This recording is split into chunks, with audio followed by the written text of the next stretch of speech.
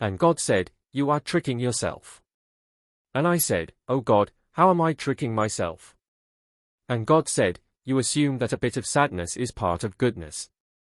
And I said, "But is the absence of sadness not indifference, and indifference the nature of a cold heart?"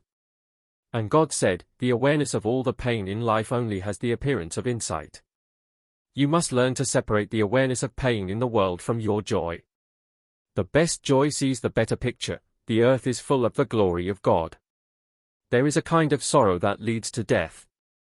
Be careful of pity, and be careful of self-pity. These thoughts have demands, and they will form little worms which will eat your dream, and eat your life. Because your insistence on sadness demands destruction, and the worms will obey. The above conversation aside, I also think, this morning, about something I had read yesterday by someone else. This man saw the Holy Spirit and had said, "The Holy Spirit danced with a wild heart." So, I was trying to understand the connotation of the wild heart. What does it mean for God to be wild? I like the idea of wildness.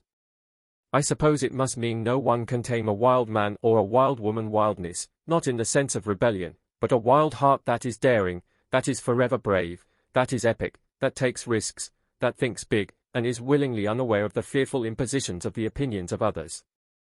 And this morning in my inner mind, with my eyes closed, as I woke, I saw an image flitting through, an angel, like a man, dashing forth.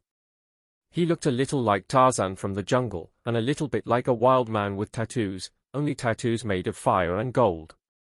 I still don't know exactly what to make of it. At any event, let us also be careful not to be tamed by knowledge.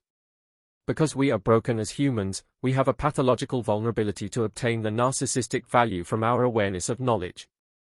And in our vulnerability we can trap ourselves in the great walls of the pride of knowledge, especially as spiritual people. This pride of knowledge is not a medicine. But let us be wild. A wild man and a wild woman run forward, they are natural, they feel good about themselves, they smell flowers, they play with the dog, they are okay if they are wrong, they are okay if they are right. They venture out of the dark cave so that they don't turn into bats.